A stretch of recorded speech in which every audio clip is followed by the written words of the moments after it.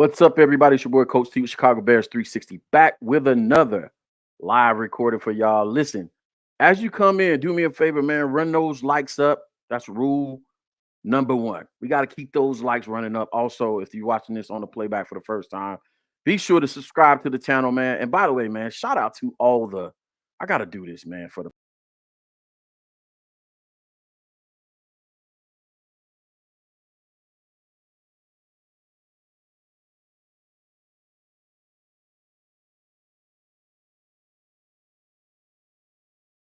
because at our most recent check-in, man, less than 90 days back on YouTube, we're over 105 subscribers, man, and that's due to y'all. So if you're watching this on the playback, do me a favor, be sure to like and subscribe to the channel. Listen, we got a special guest on the show today, none other than Nomad from Nomad Network. Listen, I'm gonna let him give his ads as he comes back in.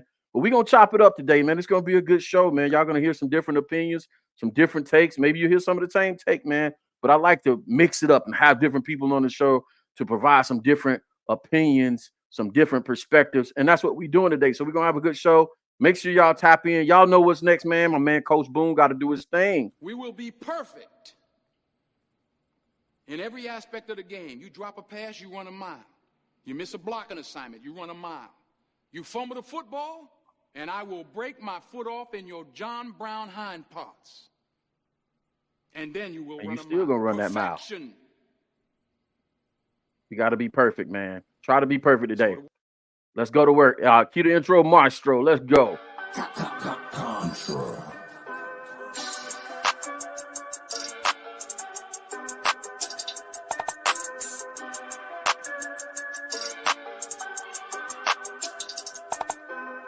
Life like chess, move to pieces, you know I roll in silence. On the road to them Benjis, I fill my teeth with diamonds. I'm high as fuck in the sky, you would've thought I'm pilot. I'm from Chicago, it get ugly, fill the streets with violence. Life like chess, move to pieces, you know I roll in silence.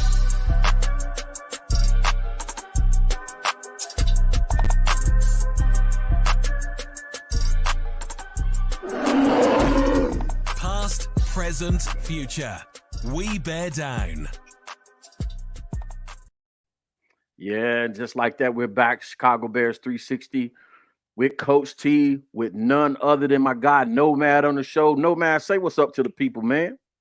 What up, what up, what up, fam? What's happening? Hey, What's man. going on, man? Hey, man, it's great to have you. We've been setting this up for a while, man. So we finally made it to happen. Hey, I feel finally confident that I can consistently have some of my favorite Bears DIY media YouTubers, podcasters on the show and not embarrass myself, man. So before we get into it, man, give everybody your @ so they can definitely go follow your channel, man, so we can get things, you know what I'm saying? Like, I like to share the love on the show. So give me your info, man, and we can get it going. Appreciate that, man. Everybody knows I'm at Nomad Networking on Twitter, and everybody knows I'm the head of the Nomad Network on YouTube, man. So you know where to find me at, man. Just holler at me. Hey, before we get going, man, I got to send a special shout out my guy in the chat, our guy in the chat, James Ford, who was the person that I would say stood out the most to me, pushing to make this connection happen together. A lot of people don't know, Coach, that we already did a show on the bar room. I can't remember exactly the name of the show, whether it was a while back last year. Yeah, Souls, Dan and all those Bear That Souls, open mic, whatever it was. I remember doing a show. Yep. Don't know what it was about, but I remember doing the show there. But a lot of people don't know about that, so I just had to put that out there. Yeah. We connected a while back, man, on the Barroom Network, man. So listen, I'm glad you're doing your thing now, man. You know what I'm saying? Again, expanding the landscape of Bears DIY media, man. It's enough room out here for all of us. Listen, if you're thinking about doing this, all I would advise you is all you got to do, man, is find your niche, learn the software, man, and get busy, bro. If you have a perspective, you have something unique to talk about when it comes to Bears football, then do your thing, man. Listen, and if you need help, bro, I would be more than happy. Just reach out, man. I'll give you all the pointers I can. But you know what I'm saying? I can't miss out on it. Listen, bro, we got to get to it. We got to jump straight into it, Nomad. We're going to kick this thing from top to bottom, man.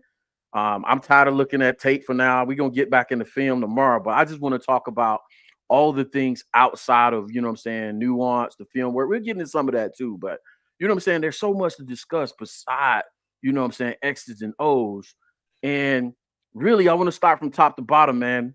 You know what I'm saying? Ryan Poles comes in. This is, a year and some change on the job now. Total reconstruction, rebuild of this Bears franchise. Give us your overall take. How do you feel like Ryan Poles is doing so far in his second year, almost coming up on the end of his second season as Bears head man in charge, at least GM? Before I give you that, I'm gonna answer that. But I gotta send a shout out to my man, our producer, C Sharp 777, Chris Watkinson, my man. That's the man that helps make it all work over there on the Nomad Network. I gotta give him a shout out. Get hurt one of the two. But hey man, but yeah, Ryan Poles, I think he's, to me, I don't see what other people see. Everybody is always looking for the shiny new toy, and that's just dangle a new carrot in front of somebody, and they want to bite at that. And Ryan Poles has been doing, yeoman's work to me. In my opinion, he's been building this team and the pieces that he's putting in place. I think he's given the situation he had with the salary cap, he did everything he could to get that where he needed it to be. And his choices in the drafting process have been spot on to me. And I think his choices that he made in trading that number one pick and what he got out of it was spot on. I think it's foolish to me, in my opinion. It's foolish to consider Ryan Poles not being here at all. I think that's crazy talk. But right. you know how Twitter is. If you take your information off Twitter, he's on the hot seat too. I think that's dumb shit, to be honest with you. Hey, you said how you feel it, man. Nah, I'm rocking with you on that. Listen, we knew it come into it. You know what I'm saying? There was going to be kind of outside influences that led to the lack of patience when it comes to, certain elements being established and put in certain positions. If you know what I'm getting, what I'm putting down, that's the given part of it, right? But the other part of it is, listen, we got, we got one of the most, I don't know how to describe our fan base. We got one of the most impatient fan bases. Yes, fair criticism for the Chase Claypool signing, but in our reality, he's doing what you try to do as a head man in charge, as a GM. Try to surround your quarterback with talent. How else would you evaluate Justin Fields last year without, trying to get him some talent? The DJ setup, I think, bro, we're not even having the conversations we're having this year. I think there would be an element of a lack of excitement if we didn't have the upcoming picks, both first rounders that we have, and he put us in that position. I think the young tackles, the young interior defensive linemen are trending up. Kyler Gordon, Tyreek Stevenson, right? Jaquan Brisker been hurt a lot, but he's played well. Javon Dexter, Javon Dexter, Zach Pickens. Those guys. Javon Dexter really has been the one of that too. That's been flashing as of late. I think Pickens got over to a quicker start early on, but you have to credit him for those people bringing these players in to put us in position to be where we are right now. So, and yeah, you gotta shout out to Ron. You gotta credit him for the Montez Sweat signing and trade deal so far. So you have to give him credit. And not only, I hope Bears see this, and I'm going to ask you this in the form of a question because I think it's his next big decision, right? His next big decision is obviously what to do with these two picks. What are your thoughts on that? A lot of speculation about whether we take Caleb Williams or not, whether we stick with Justin Fields and give him more time, or if we look at one of these other quarterbacks, Marvin Harrison Jr. Obviously, there's been a talk of Bears DIY media. What do you think he should do with these two picks? Well, number one, man, there's a guy that follows me on Twitter, man. He put it in the perfect terms of how to describe some of our, I would just say, the louder percentage of our fan base. Yeah. He described them as keyboard neurotics. Basically, is what it is. It's basically crazy people with a keyboard, man, and that's what it is, man. To be honest with you, and you can't let your emotions get in the way of, like we're podcasters now, we're content providers, man. You can't let the emotions of Twitter guide you in the way you're thinking. You got to take your mind away from that and put your eyes on the details that you've seen in the blueprint that they put out there thus far. Right. What I believe is going to happen, if you ask me about Justin Fields, I think that's all foolish talk to me, because you got Justin again on his rookie contract next year, and there's not a player in this draft besides one, in my opinion, that warrants, you can't miss with this player. There's a whole bunch of strong ifs something happens the right way, but I think Marvin Harrison is destined for a yellow coat. Real and somewhere down the line here, I think he's the only sure thing in this draft. I think you got a bunch of maybes, and Right. I mean that from Caleb Williams on down. I can Right. get into some details about Caleb Williams and Drake May, especially the way they played recently. I can get into all of that, but what you have to consider, man, and this is the most important thing, and I say this all the time on the network, is take your feelings away from it for a Right. second and look at what you see. What Right. you see is a dude, a football player that's playing quarterback with all the heart and desire of a champion Right. that will make plays. I mean, like that throw to Tyler Scott in that moment that Tyler Scott, kind of throttled down and didn't catch the ball. Right. That's a championship Super Bowl type throw that Right. you have to have. Like it's like you playing basketball and everybody in the huddle is, you're down to 3-4 seconds left on the clock and somebody got to take a shot, and you look around and everybody else is looking, deer in the headlights, and you're the only one in that huddle. Like, give me the ball. Right. I want that shot. Yeah. Justin, I'm gonna take the 3-pointer with the time Right. winding down. Right. And to live and die with the results. Right. Right. That's Yeah. what you want, that grittiness that he's got, man. Justin has an it factor to him that unless you've been around it, you have no idea what the hell that is. Yeah. So I mean, Justin is everything you want in this day and age of a quarterback that you can ask for, and some. Right. Has he had everything that he needed thus far? I think part of the shortcomings this year is due to the fact that Chase Claypool didn't work out for reasons I would go into if you got time. But the fact that if we had a different offensive coordinator and someone with some real sense of how to sequence plays and get that kid involved early and often to keep him engaged, I think we're looking at a different outcome with Chase Claypool. I think that if we had an offensive coordinator that can think outside of the box and had some, I don't know, just a little bit more innovation of the mind, I think you get more out of Velus Jones. Yeah. You can visualize things for Velus Jones than you've gotten out of him thus far. Yeah. And so when we start talking about Justin, you have to consider came from another system. That's one system he learned out the window. Came into another system rookie year, add on rookie year, that's out the window. New offensive coordinator, second year, just learning the system. Second year into it with a coach that really hasn't gotten a good feel for who Justin is. I don't think he can relate to the type of quarterback that Justin is in the way that he needs to be related to get the best out of him.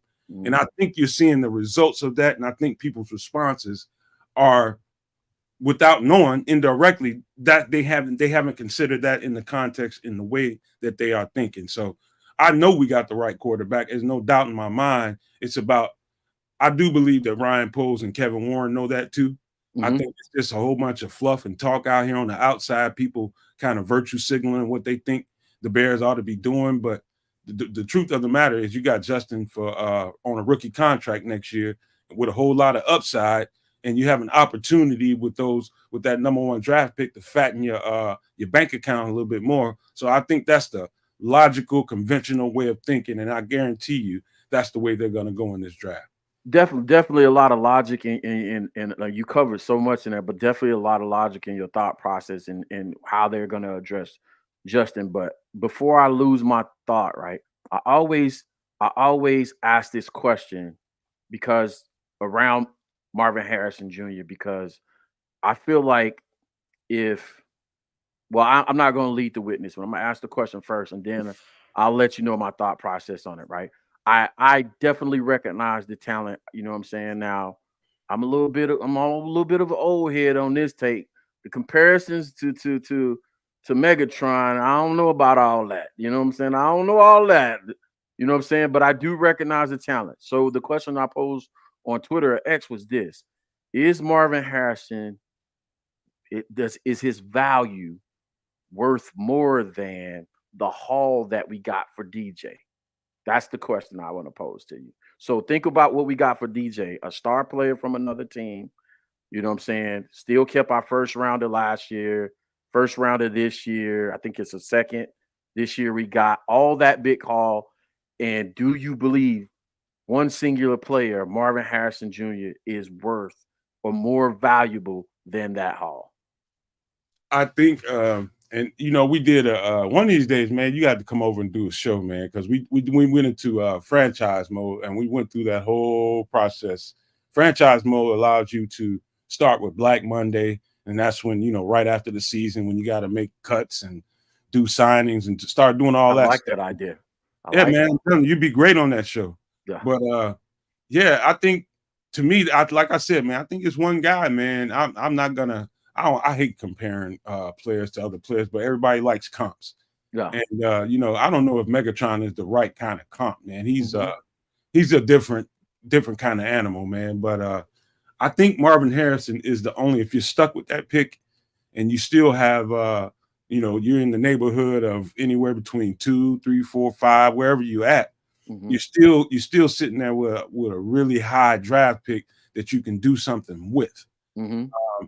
I think if you're stuck with that pick and the compensation isn't what you believe that first pick is worth, I think you take that pick. And I think it's nothing to think about. If you're stuck with that pick, Marvin Harrison Jr. is worth that pick, just to be short with you about it. Yeah, I see some people tossing around DeAndre Hopkins as a comp, and Jay Sanders saying DeAndre Hopkins is a good comp for it. The reason why I asked that question, because now I'm putting my corporate hat on, my other job, because you know what I'm saying, it's always my job in the civilian space, if you will, to make sure that the companies I work for, that we're driving value from end to end, right, for our products and services, right? And I'm always thinking about value when it comes to business. And what I'm saying in my head, because when it comes to business or, you know what I'm saying, playing chess, dominoes or whatever, you know what I'm saying, I get greedy. You know what I'm saying? Well, hold on now, Coach. You got to get a dog. When a dog is available, sometimes you got to get a dog. When it's a DAGG on the board, you got to take the dog. I'm there with you. But this is the only. So for me in my head, it's Marvin Harrison Jr. Then the others when it comes to the draft. It's him. You know what I'm saying? It's Michael Jackson and it's the Jackson 5. You know what I'm saying? It's the lead singer and everybody else, right? In the background, you never really learn or understand what their names are. But again, trying to think outside of the box, I don't want to compare him to the other players in the draft. I'm saying, hey, Marvin Harrison Jr. versus that haul. And then from a business side, I get greedy and I say, if I can get that haul for Marvin Harrison Jr., the same kind of haul I got for DJ, and I still end up with 2 top 5s, where does it put this franchise if I double down on that? If I double down on that haul, and we still get the 2-star players from other teams. Right. So what happens to this team if I get a Buda Baker or the defensive tackle from New England and that haul, and I'm still able to build, you know what I'm saying? Like, where does it put the franchise then? And that's, if we can leave it rhetorical, we don't have to answer it, but that's the only thing in my mind that competes with just taking Marvin. You know what I'm saying? If that's going to be the haul, then it's a no-brainer. If you got to take that kind of compensation. If you're going to get that kind of compensation for a pick, I tell people all the time, man, a draft pick is always a projection. I don't give a damn who it is. Even Marvin Harrison Jr., he's a projection. Every single draft pick is a projection. You got known commodities on different teams. And if you're being offered known commodities, you know exactly what you're getting with DJ Moore. You know exactly what you're getting with Montez Sweat. If you got commodities like that being offered to you along with draft compensation, you can't ignore that at all, man. You have to consider that strongly. And I'm glad accordingly. No, I'm glad you reminded to throw this graphic up, because this is what I challenge people to do, right? I challenge moving forward, right? Look out with this. Hold up, Coach. Whenever you put up a graphic, I don't know, I didn't hear any of that. When you put up a graphic, you probably got to take yourself off mute. Ah, man, that's messed up. So I put up the graphic of the it's probably the top 18 or so. I put up the draft of the draft order and basically was saying, listen, I throw that graphic up to people and ask themselves who on that graphic within the top 18 or so picks on the teams as far as a star player would you want to take off of those rosters and add it to your roster as part of a DJ Moore style trade, right? Max Crosby, Buda Baker. What are some other names I threw out there, right?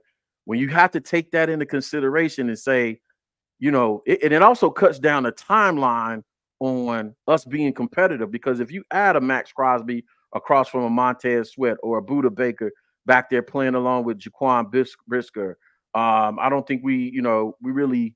I mean, there's an endless amount of possibilities that you can add as part of that value trade, but also no matter what we do here is also, you know what I'm saying, and I'm sure y'all do it too. Or you give people other things to think about and try to think outside of the box. So yeah, challenge them to think outside of the box. But I like it either way. I like the take. I like Marvin Harrison Jr. as, hey, I'm not gonna be mad. We got Marvin Harrison Jr. We got Justin Fields, another weapon. But if we trade back with both picks and get a haul and we run the draft from now until, until infinity, we own the draft. So that would mean essentially we just don't get the players from this week in the haul from this year. We're going to own the draft until we, start winning and fall down in the bottom half of the draft, on a continuous basis. But I don't want to beat that horse to death. I love your take on it. Again, it's just something else to think about. I like what you said about Justin, man, because the common sense approach is Justin is here. He has another year on his deal. You're still building this roster. Do you need to make a move right now? Is what you ask yourself. Like, do you need to make a move with another year on the deal? And yes, he's showing flashes. And as far as the offensive coordinator, man, it's well documented on the channel. If you guys haven't caught, the playbook sessions where I've been doing every other day and basically comparing Luke Getsy to the other coordinators out there, some of these top coordinators that, we're looking at as go-to guys, go out there and check those videos out. My question for you next, Nomad, is this, because it's a lot of conversation around the head coaching position, right? Matt Eberflus, whatever his record is, 6 and whatever over the last 2.5, 3 years it's been, 2 years it's not good, obviously, but I think he has this team trending in the right way defensively, right? He hasn't lost the locker room. Before I lead the witness, let me hear what you got to say on Matt Eberflus. And then you can also lead into the conversations about, Jim Harbaugh, Eric Bieniemy. Take it wherever you want to go with it, and we can just volley it back and forth. Just real quick before I get into that, man. That graphic that you put up, the only team I don't want something from is New England. We don't need nothing on that team. They can keep everything they got. I don't even want to answer the phone if New England is on there, man. Hey, man, don't even tell me about that phone call. They ain't got nothing we can do. No man said he putting New England on he leaving them on red. That's New England. No, we ain't answering that, they don't answer that call. But listen, I'm gonna tell you how far I've come on Matt Eberflus. Anybody that watches the Nomad Network can tell you I was probably the biggest Matt Eberflus supporter out there in Bears content creation. And I'll tell you why, and it remains. I'm still, on the low side of Matt Eberflus. I do like what the defenses look like, and that's primarily due to him. And I gotta give a shout out to Phil Snow, since he's been here consulting on the defense. You gotta consider that as well. However, listen, I'm gonna tell you something. You a coach, man. Coaches are a different breed of people, man. You gotta expect it. I've seen it up close and personal. It's a lifestyle that I will never ever live for reasons I talk to you about off air. Right. But look, you got to be a special person to coach. Yeah. But listen, there's a dynamic to a head coach's job that me being a person that leans pro player, my mind automatically leans towards locker room, and that's where all the magic happens. Everybody on MTV Cribs talking about their bedroom. The magic happens in the locker room, and the Right. connections built off the field. Right. You know, it goes from connection to bond to brotherhood. Yeah. And what I've seen him do with that, I could tell that he's read some books on leadership and taking courses on how to the leadership dynamic and how important it is. Because when you look at this team overall since he's been here, to see the win-loss record be what it is, and I tell my producer and my guys on the show all the time, all it takes is a skunk or two to get in that locker room and mess it all up. Right. I agree. Sewed together. Right. And these dudes go out there and they play their butts off for him. Yeah. And that is no easy feat. Yeah. Matt Eberflus's leadership intangibles are, I think, off the chain. Yeah. I really believe that. Him as a head coach. Now, I'll tell you what I've been thinking lately. And if you go back and look at, like, actually, I got Chris made a cutout. We didn't produce it and put it out there yet. But I saw Matt Eberflus with his hand in the cookie jar on the offensive side of the ball. I've seen him, and, you know, every head coach is going to have some say-so on, you know, a short down and distance. You know, you got a 3rd and 1 or a 4th and 1, whether he wants a run play or a pass play. Every head coach has the right to do that. But I'm seeing him directing Luke Getsy. I'm seeing him directing. You need to send me that, because that's going to be encouraging for me, because I need to see that. I asked Chris to send it to you, man. But I'm telling you that I keep seeing that every week. Getsy is like mum's the word, and Eberflus is over there calling plays. Yeah. So No, go ahead. No, you go ahead. No, I'm excited about that take, because I haven't seen that, and I've said that many a times, right? You know what I'm saying? You said so much right there, bro. Man, I got goosebumps right now. You had so much, because it hits in the wheelhouse of kind of where who I am as a person, the essence of my being, right? But also, you know what I'm saying, just from how I got to where I grew up, where I was born, to where I grew up, and how I got to where I'm in life right now. First of all, you know what I'm saying, the leadership part of it, you know what I'm saying? And you have to be a different breed, and that's not in a cocky way to be a coach, you know what I'm saying, at football, basketball, any sport, to be a coach, period. If you notice, most of the coaches you guys have met, whether it's basketball, football, you know what I'm saying, they're very self-actualized people. They know who they are in the world. They know what their square is. They're very principled, very moral, and they're confident in how they are in this world. You have to be, because like I always tell people that might criticize me here on the channel, or they criticize me when I, you know, have a call sheet or whatever. Listen, if you can hold a call sheet on a Friday night, in my instance, right, when the lights are the brightest, and you got a call sheet and you got hundreds, and in case of Florida and Georgia, where I coached at, you got thousands of people in the stands that think they know their job better than you, and you spent the time, you put the work in preparing, and you can't be, you would be crazy. So you have to be very self-confident, damn near pseudo narcissist, because you can't run with the wind and flow with the wind every time somebody has an opinion. That's why I don't get bothered on this channel when people act crazy, whether it's in the comments or on Twitter X. So I've heard it all before. You know what I'm saying? Every parent think their son is a Division I kid. They think he should be playing, got cussed out because I'm not playing him all this. You know, I don't care about none of that. And then you add on the fact too that, you know what I'm saying, I'm a Marine. You know what I'm saying? I'm a trained United States Marine. It don't get any easier for people. You know what I'm saying? Because we can take it there, or we can take it there. You know what I'm saying? But discipline and the drive, man. Yeah, like everything you were saying about, you know what I'm saying, the essence of leadership and what it takes, and you know what I'm saying, like you have to be built for throughout your path. You have to be built for where you're going, like where you're saying, and you can't be one of those type of people. And I'll say this, man, and not a lot of people have talked about the locker room portion of it. And I think that's the part that got me the most, because if you ask me from both of my previous lives, what I missed the most, right? From being a Marine and being a coach, I missed the locker room. And there's two commonalities with that. There's the brotherhood, right? You know what I'm saying? Most of my Marine buddies struggled, not because they went to combat, right? They don't struggle when they get out because they went to combat. They struggle the most because there's a lack of camaraderie out here in the world. You don't have that brotherhood. And that's why I think about fans that haven't played the sport. They haven't played the sport. They don't know what that feels like. Listen, it is us against, and I had a rant last week on Spaces because I got mad. Somebody said something on Spaces, man, and I got triggered. And I'm like, bro, you don't know what it's like to be in there, right? You get to sit back at home and type on your keyboard. You never played the sport before. You got everything to say about these kids, these young men. And guess what?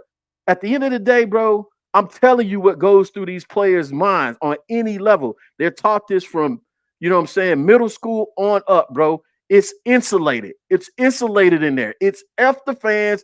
It's F anybody that's speaking outside of this room right here. We don't care. We're gonna smile, we're gonna wave, we're gonna sign autographs, we're gonna do all that stuff. We're gonna put on a good face to the outside people. But when we get the help, because you gotta think about there's an equivalency there, right? Between being a armed combatant and putting your life on the line, going between those lines on Sundays, Mondays, Thursday nights, right? Your life is on the line. Mm-hmm. And I think people miss that, bro. Mm-hmm. They really miss that. You know what I'm saying? You got a veteran out there. You know what I'm saying? You got somebody. That's what I love about it. It's the same thing. It's like being back in the Marine Corps for me. And I love it. I love talking to those young men. I love motivating them. You know what I'm saying? Love seeing them become husbands and fathers and all that stuff. And no matter how old you get, when you pick up the phone, you might get a strange number that calls you and they be like, hey, what up, coach? You be like, man, who is this? You know what I'm saying? It's such and such. You know what I'm saying? But you got me excited right there, man. You got me, coach. I gotta add this to it, man. See, yeah. See, me being who I am, that's the stuff that stuck to me. You know, the brotherhood. I mean, it's so deep. Like in the locker room, it go from one extreme to the next, and then it all gets tied back together. I can go from a dog fight with you in the locker room. Right. We rally around somebody who lost my freshman year, multiple people. We had a bunch of street guys, playing on the team, man, lost their homeboy at the crib, and he needed everybody to rally around and support him. It go from that extreme to the other one.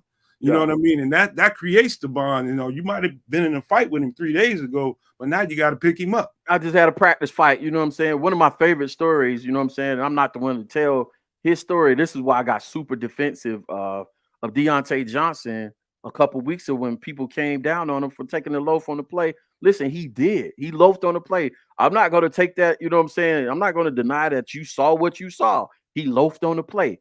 That was early on in the game. He came back to catch a bomb later in the game, you know what I'm saying? And what made the headline is the loaf. And Deontay knows that, you know what I'm saying? But I watched this kid up close his senior year. He was a quarterback. Very few people know the story. He was a quarterback his senior year and gave up his position to a freshman who just so happened to be an all-world high school quarterback.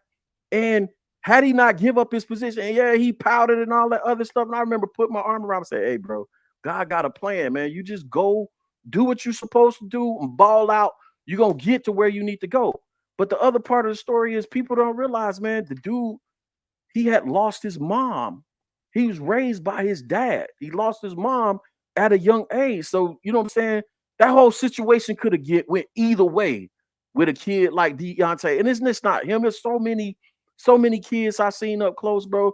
They could go either way. They on the cusp. But like you said, bro, it's a brotherhood in there. We fight, we bicker, all the different personalities. The offensive linemen got their own little fraternity in the locker room.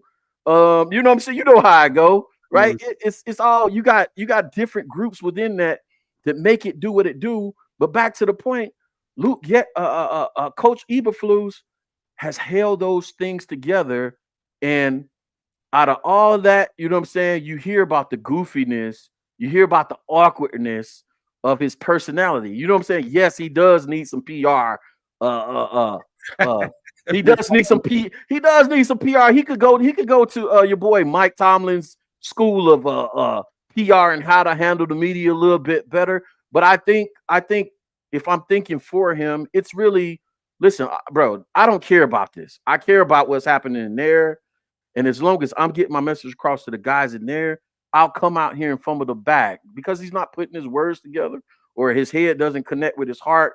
We give him a hard time for that. But going back to the X's and O's and schematics of it, has this defense gotten better through his leadership? Whether it was directing Phil Snow and bringing him in, or him having direct input into the defense and the style he wanted to play, that's still under his leadership, right? So that's the part we have to take into consideration. Now you brought information that says now he's starting to get involved with the offense, and this is what I've been said as a Marine leader of my family, and a corporate leader. When I have a underperformer on my staff, then you start coming in instead of you micromanaging, you start giving guardrails and you say, listen, I'm not going to take your playbook away from you, but this is what I'm going to do. Hey, I want to see X amount of runs, right? I want to see X amount of carries. I want to see X amount of play action passes. And then you start having little incremental more and more input as you go, and you start tightening the reins, and you start seeing, I'll do it like this. I'll start tightening the reins to the point where I got to do your job for you. And when I got to do your job for you, I'm on the phone with HR. I'm like, hey, you know what I'm saying? Look, how I get this person on the PIP program? Because they ain't gonna work out, man. So I don't know why you got me stirred up on that, man. You ever start? Hey, man, now you got me wanting. My man Chris Washington, our producer, he is in the chat, I believe. I think he's still in there. I want to ask him live to send you that clip that we cut out, showing you exactly what I'm talking about. Because anybody that's been around an offensive coordinator, usually they start off their dictation of the play that's going in for that script. Mm-hmm. It starts off, all right, here we go. Right. Yeah. And that's when they know the play is coming in. Right. Okay. You can visually see Flus saying that while Getsy is on another screen sitting there reading what he's saying. Oh, okay. So he said, here we go. This is what we're gonna do. This is what we're gonna run. Oh, yeah. Say He's that for your show.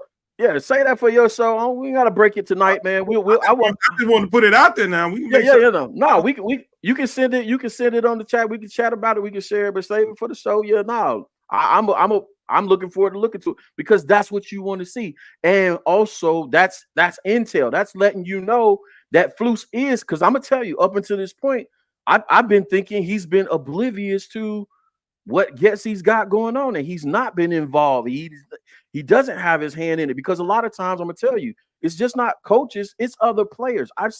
Listen, people don't know this about football players, especially NFL players, bro. Players, period. A lot of times you're so laser focused on your assignment, you never really take a step back to the big picture and see what's going on with other pitchers. When I played defensive lineman and linebacker in high school, I didn't care about coverages. No. You know what I'm saying? I cared about this A, B, and C gap. You know what I'm saying? I cared about, coming off the ball, punching, shedding blocks. You know what I'm saying? There's so much nuance within your position group. A lot of times, because a lot of times, I'm gonna tell you something I fought with when and I've never said this out loud. When JT O'Sullivan, Tim Jennings, and Kurt Warner and Kayla Chase Daniels, when they start doing film breakdowns on all 22, I'm like, bro, you know what I'm saying? That's what I started out doing that last year. Now y'all moving in on me. What's up? But see, what I have to realize is they were coming from the perspective of a quarterback. A lot of quarterbacks even don't know they don't know the nuance of protections, right? They're not masters of O-line play. So, you know what I'm saying? I coach O-line, I coach special teams. I start out with special teams, O-line, running back, wide receivers, tight ends, quarterbacks, offensive coordinator. So I coached all groups, and I've watched a few of their videos, and I'm like, why are they not talking about the protection? Man, let me get my ass back out here. You know what I'm saying? Let me do what I do, man. You know what I'm saying? So a lot of position players don't really, you know what I'm saying? They don't know. They can't tell you about the whole spectrum. They haven't called plays either, and so they can't tell you about the intensity, right, and the pressure when it's 24 seconds on the clock and you got to pick the right plays. I can tell you where I had success. I can tell you where I had failures as a play caller, right? And I draw on those experience for the audience to help them. You know what I'm saying? That's how I was able to come up with the take on Justin Fields, about the Minnesota Vikings first play of the game, the first game against Minnesota Vikings, when everybody was asking me, what did you think here? Why was he holding the ball? Verbatim. Steve-O, remember with me saying it? So many people was part of the show. Verbatim, what he said in his press conference was what I told him. I said, bro, you got a fullback versus a cornerback. He's not thinking this fullback is going the cornerback knows the fullback is not going to blow past him. So he's sitting on the route. Justin is thinking he's going to throw a pick six on the first play of the game. He's not going to throw that ball. One thing I can say, we can say confidently as an entire fan base, Justin does not throw picks. He doesn't throw a lot of picks. No. He does not throw a lot of picks. We can talk about the fumbles, right? We can talk about, whatever. You can talk about missing reads. Again, if you're a student of the show, you understand a little bit why I'm critical of Luke Getsy. This week was the first time I heard a lot of y'all in the comments. I replied to y'all. A lot of y'all let me know it's the first time that y'all heard anybody talk about connecting the quarterback's eyes with your route combinations. And what I mean by that is if I'm reading right to left, right? It's just like, well, let's make it fundamental and teach like you're reading a book. If you're reading a book, you read from right to left. Left to right. We were all taught that, right? You read from left to right. That's a universal rule. And you do the same thing as a coach. You apply rules to plays to make it easier for players so they can't screw it up, right? What Luke doesn't do a good job of, and I showed that in yesterday's video, is if I have a 9 route from the left to the right, I have a 9 route, I have an out, or if I have an out and a 9 route, if I start reading left to right, what the offensive coordinator's responsibility is with his route combinations is to connect the routes together so your eyes flow smoothly from left to right. So I shouldn't be going from here to here, out route, 9 route, and then I got to go all the way over here to my 4th read. You know what I'm saying? Because I got DJ on the hitch on the 4th read back here, clapping his hands, doing like this right here. What you do is you move those backside routes towards the quarterback's eyes and you make it smooth. It's a rhythm thing, right? You don't want them to be, you know what I'm saying? And there's plenty of plays where y'all saw yesterday where he does that. Luke does that quite often. So, Coach, you know what I'm saying? Go ahead. It's a matter of the way you got to think about it in this term. This might get a little bit spicy, what I'm about to say, but you got to think about it this way. You talking to a white guy that played quarterback during his life, in a white guy's way of thinking that it's not mobile. Now, I'm not just pointing him out because he's a white guy, pointing him out because he's a white guy that's not mobile. He could have been a black guy that wasn't mobile. I'd still be pointing this out just for reference. But his way of thinking is one thing versus somebody else's that has a Lamborghini engine below the waist and not so good of an offensive line, and the connection ain't there between him and Justin, and the relation that someone needs to have to relate to a kid like that has that kind of ability and thinks that way. You gotta think about all those, the route concepts and how the progression flows from one side to the other is based on, how comfortable he is back there, how much time he thinks he has, or the coach thinks he should have. I think Getsy is thinking of a world that was right, football game that was versus the game that is now. Right. You know what I'm saying? So that's why I brought race and immobility into it, because your standard quarterback was a white guy that was pretty much a totem pole and a statue back there that had time to go through those kind of progressions. And the truth is they don't have that. You're talking about under 3 seconds most of the time.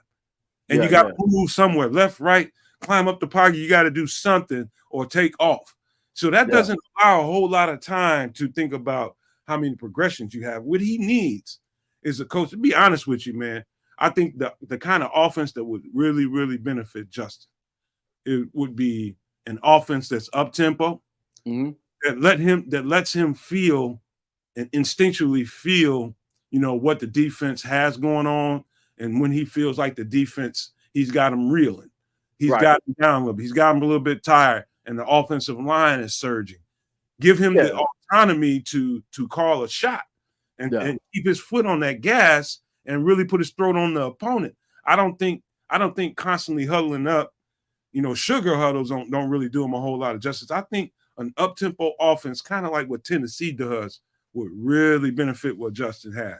Yeah. I actually run. So I actually run a tempo no huddle offense, right? Off of hand signals. I understand the benefits of running. And the number one reason why I do that is because when you play in the league with that got good defensive linemen, good linebacker, you know what I'm saying? I like to take the win. I like to take the win out of defensive lineman legs. It gives me controls. I like an attacking style offense.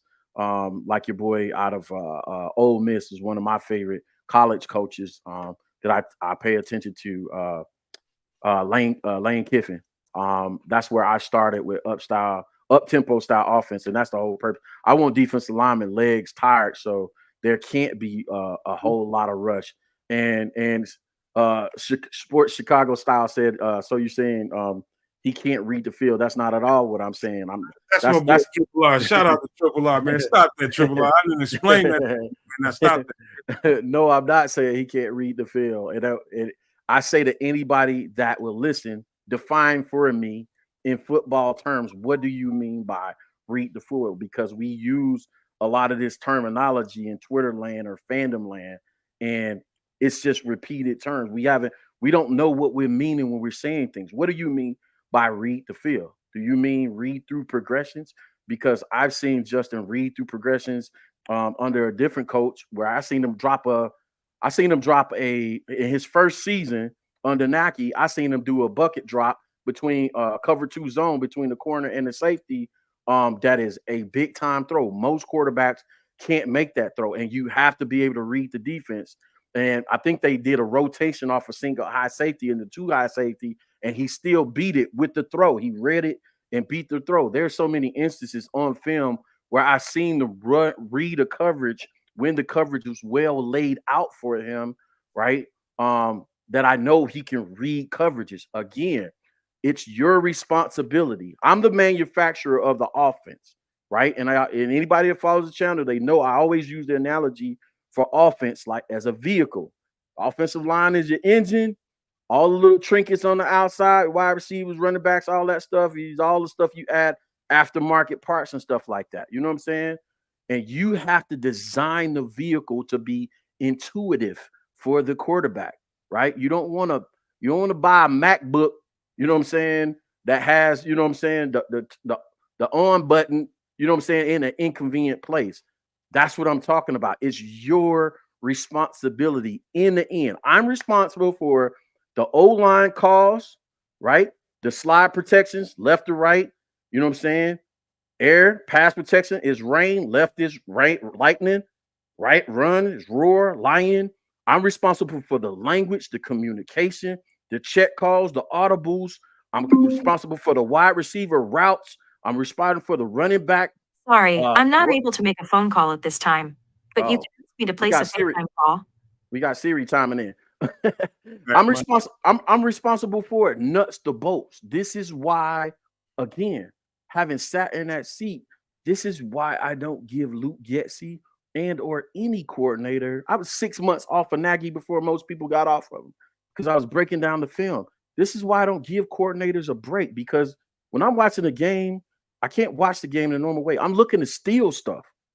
If I can't steal it because it's not making sense, I'm like, I ain't running that shit. It ain't making no sense. Go back to yesterday's video and watch Shane Waldron, right? Watch Shane Waldron and watch Luke Getsy's first play of both of their drives versus Detroit.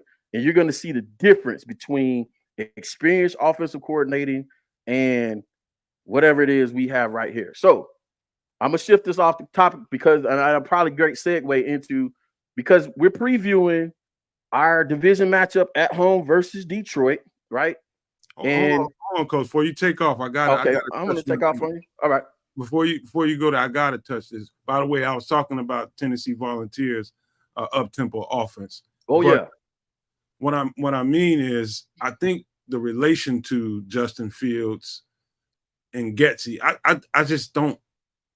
I don't think. Be honest with you, Coach. I think he doesn't have. Be honest with you, I don't think. This might sound weird to you. I don't think his human emotions are working for him very well because he doesn't have a sense of a flow of a game. Yeah, I mean, well, he can't get away from the script and just call it live and let it be live and really take it for what he's seeing. No, he's just reading, man.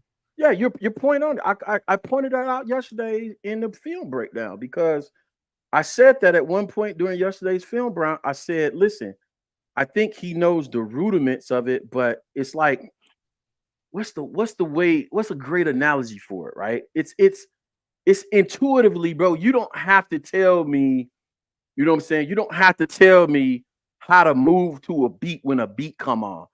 As an offensive court, you don't have to tell me how to bob my head. You know what I'm saying? When a hard beat comes on. As an offensive coordinator, you have to feel the game.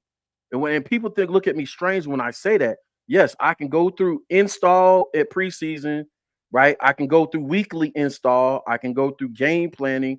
I can have a call sheet. But when I make up a call sheet, I'm not relying on that call sheet. That call sheet is a guardrail. It's saying I'm going to stay within this because I've watched the film throughout the week and I've seen, I did what I did yesterday. I watched common opponents' film and seen what I can get away with. Came up with a game plan, but I still have to take the script. Oh, I got a great analogy for you because I was a jazz performing major and a musician, play the bass. It's the difference between music theory and jazz, right? And improv, right? Music theory is you have to play this note on at this time in this particular scale. Those are the rules of music. Jazz improv, free flowing. Jazz improv says there are no rules. Nope. There are no rules. So I learned this. Thelonious Monk. Yeah. I learned this. You know what I'm saying? Miles Davis. I learned this to throw it away. I learned this to forget about it. I go back to it when I can't feel what to do, when I get lost on my script. So when I say, when I look at the script from between Shane Waldron and Luke Getsy, I established yesterday early on, the first thing from my personality, you're going to feel my personality in the way I call games, right? The first thing I do in football games is you're going to feel me. I'm going to put pressure on you. And like I tell my players, there's certain plays I call, especially run plays. I want you to be able to come up to the line of scrimmage. I want you to be able to point to the hole. We're going to run through it and let the defense know there's nothing you can do about this. It's attitude, right? It's toughness. It's physicality. This dude has nothing that to him. He has no, you know what I'm saying? He ain't got no thug in him, man. He ain't got no dog in him. He got the job because he was adjacent to power. And maybe in the big picture, Flu saw him as a guy that he could leverage when he wanted to really put his imprint on the offense. Maybe he saw it that way the whole time. Like, what's this guy going to tell me? What they said was Flus likes the Green Bay offense because it gave him so much trouble. And I like the logic there. But I'm still, bro. This is what me and my coach's friends do in the off season, right? When we board. I'm like, hey, bro, I'm running this. Right? I might be having the ideas, just sitting around the house, right? I might have ideas sitting around the house. I might be scratching in my pad. Y'all seen my little computer software playbook that I pull up from time to time on the show? I may be doodling when I'm bored. I'm playing no video. You know what I'm saying? I'm playing no video. Sometimes I do get in a little war zone or whatever. You know what I'm saying? I'm still anyway. But I might be messing around. I might be bored. And I'll say, hey, man, let me just play around with this playbook. I got an idea. And I'll draw something up and I'll send it to my friend. I say, bro, I bet you can't stop this. It's a challenge. I'll send it to a friend. Be like, I bet you can't. What would you do to this? Right? He'd be like, he say, hey, I'll do this. I'll do that. And you would say, and we'll go back and forth for a whole day, just sending each other stuff back and forth. We're playing war games. That's why I said to draw the commonality between being, you know what I'm saying, a leader in the Marine Corps. You know what I'm saying? We play war games. And it's so you can have so you can develop your muscle as a strategist, because this is what we call it that Luke does in corporate terms. Luke thinks tactically, right? It's tactical versus strategic. He's a tactical thinker, not a strategic thinker. A tactical thinker always worries about the nuance, the next step. You know what I'm saying? The next step. Oh, I'm thinking 2 steps ahead. I'm not just thinking about power, outside zone, inside zone. I'm thinking about, like I say all the time, I'm thinking about the counter play. I'm thinking about the boot off the counter. I'm not just thinking about zone read. I'm thinking about the zone read, but I'm feeling for when you start to has no concept of that, coach. None. And people think we be picking when we say that, but it's really on tape and it's on film. Like I said yesterday, I said, your boy Luke, I really believe when he picks a play off his call sheet, he has no idea of whether that play is going to get him 12 yards or if it's going to get him 4 yards. It's not having his call sheet organized for down and distance where there's plays where we'll need 4 or 5 yards and the wide receivers be running 10, 20, 12-yard routes. You're not, you know what I'm saying? How about this, coach? On film, you will see a defense's tendencies. Right. And you'll know how to scheme to fit that. In game time, in real time, defense shows you game time tendencies. You have to be able to adjust to that and be able to flow with that. And what you said was perfect because you said what this play call is going to give you here may not be much, but what you're setting it up for the next 2 plays down the road, he has no concept of that. He can't. No, go ahead, finish your statement. Oh no, go ahead, man. That's a good guy. That's a good offensive coordinator. The great ones, they're thinking games down the road. They're thinking, hey, I'm showing. This is why I talked about, and I criticized him.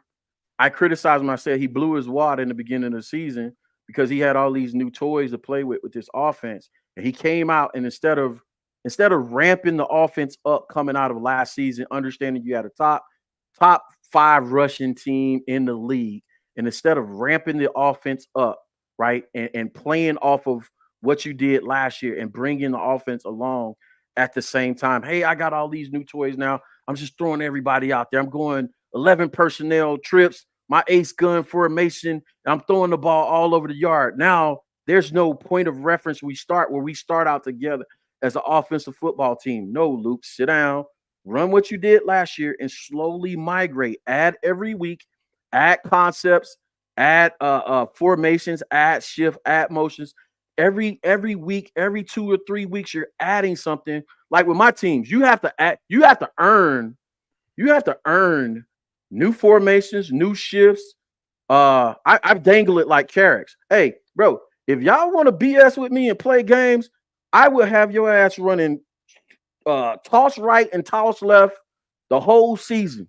I will have you running lead left and lead right the whole season. You gotta earn more as an offensive team. You have to earn more formations, more shifts, more or specialty plays, reverse trick play. You gotta earn that stuff. You just don't get it.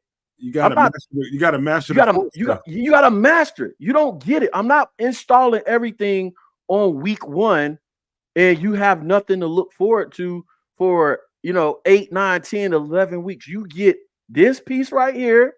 When you master it, when we went out here and beat some people, watch, that helps you, but it also helps me. And it helps me strategize throughout the season because guess what I'm going to do? I know what I got in my brain housing group, right? I know what I got in my brain housing group. So I'm going to install this right now. And I'm waiting on, I know what I put on film too, right? Hey, we're playing this team. They got a pretty good coaching staff. They're going to watch the film and see I'm coming with this. Oh, this is the week that I'm going to install. You know what I'm saying? I'm going to install this because I know this coach is a good coach and it's time. It's time to install it. You saying Luke, he didn't ramp the offense up. So if you see the chart I shared weeks ago, he came out the season and we were one of the highest 11 personnel gun teams in the league. And guess what? He's going back to that crap. So that's why my take today was, hey, yeah, this game in Detroit on Sunday is probably going to be the biggest. It's going to be probably the biggest indictments on Luke's tenure as a Chicago Bear. because guess what? Forecast is 30s. Snow is probably going to be nasty, and on the lake it's probably going to be about 10 degrees or less, right? And you played this team indoors 2.5 weeks ago, and you came out and they all saw the drive yesterday. Everything like Barely Smoke says, right? A damn 11 personnel, everything in gun, and you came out there. If you come out there in that bullshit this week, I'm telling you, we should drag this dude out of the city by his toenails. Because if you come out there trying to do that this week with 30, this weather should force you to play the style of offense we should have been playing the whole year long. It should be a no-brainer. Go ahead. I'm sorry. No. I apologize, but Coach, I hate to tell you, man, the person everybody's getting all excited about, and I like Bieniemy. He's a lot of that. Everything you just described, it's a lot of 11 gun, trips here and one receiver on the other side, and it's a lot of that. And now I think Bieniemy's scheme is geared towards what Sam Howell is good at, and what his skill set basically dictates what they call. I think that's what it is. I don't think you ought to judge Bieniemy based his game plan. I think he can morph to whoever his quarterback is. I believe. Yeah, like if Bieniemy, if you wanted to go look at some Bieniemy tape, I think it'd be a waste of time to look at Sam Howell in Washington, that game tape versus what he was calling in Kansas City with Patrick Mahomes, somebody that's more like Justin. Right. I think that'd be a waste of time.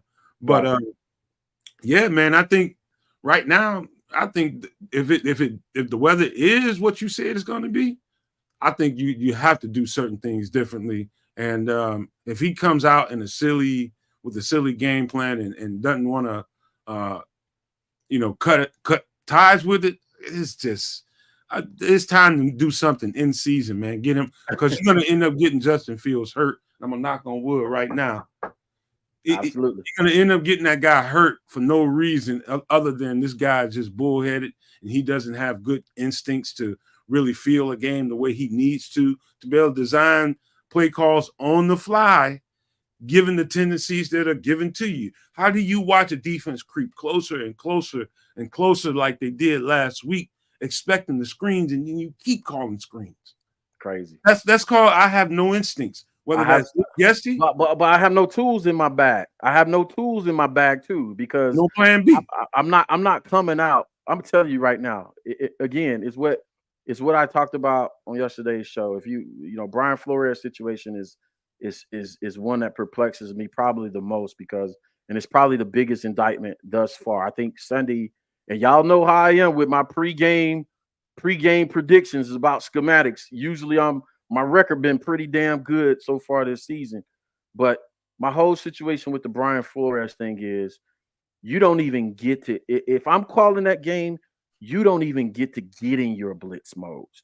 There are motions, there are shifts, there are formations that don't allow you to even get in a down distance where you get to pick when you're going to send pressure. If Luke would have kept Brian at about running at a clip at where he got to at least 3rd and 4 on most drives, Brian has to choose and pick at 3rd and 4 whether he's going to send pressure on that down or not, because you still have 2 options on 3rd and 4 or 3rd and 4 or less, right? But Luke played into his hands by going again heavy gun, 11 personnels, and getting behind the chains, and so you allow him to get into 3rd and 8, 3rd and 9, 3rd and 12, and you allow him to do what he does. Take him out of what he does, right? Justin had 12 carries. The other backs had 16. We're still averaging over 4 yards a carry. Like, I don't get it. And then going into Sunday, 30 degrees, supposed to snow. It's going to, always 20 degrees cooler on the lake, 15 degrees, snow in the forecast. I'm telling you, I'm confident that Matt Eberflus and the defense is going to do their thing. Mm-hmm. What scares the hell out of me about this game is this damn fool is going to come out and do the same trash. Now, you made me think about something, Nomad. because I wasn't really rejecting the Bieniemy thing because y'all know how I do. I like to go back and look at the tape. But what I will say this about Bieniemy is I'm not putting Matt Nagy on Bieniemy, and this is why. I felt like Bieniemy spent more time calling plays for Andy Reid than much more than Nagy did. But also, Bieniemy's had a whole season in Washington where usually for offensive coordinators is year 2 in the NFL where the NFL catches up with them, right? You're going to get exposed around, around year 1.5. NFL, year 2, they usually got a beat on you because they got tape. They know what you're doing. They calling your shit out before you get a chance to run it, right? That's why I was giving them pass. But now that I think about it, I think about my boy Jim Harbaugh and like how he likes to play ball. You know what I'm saying? Going back to his Stanford days where he mentored one of the guys I like to look at too, Willie Taggart. One of the guys that, when I was down in Florida, I got to know pretty well. Mm-hmm. Willie Taggart and how Willie Taggart brought that style of offense to South Florida, right there in Tampa area, right where I was coaching. And he would go teach that style of offense in the coaching clinics and stuff. Man, I got to put him in front, man. I like that style. I just like that style of ball. I just like it. And it fits Chicago.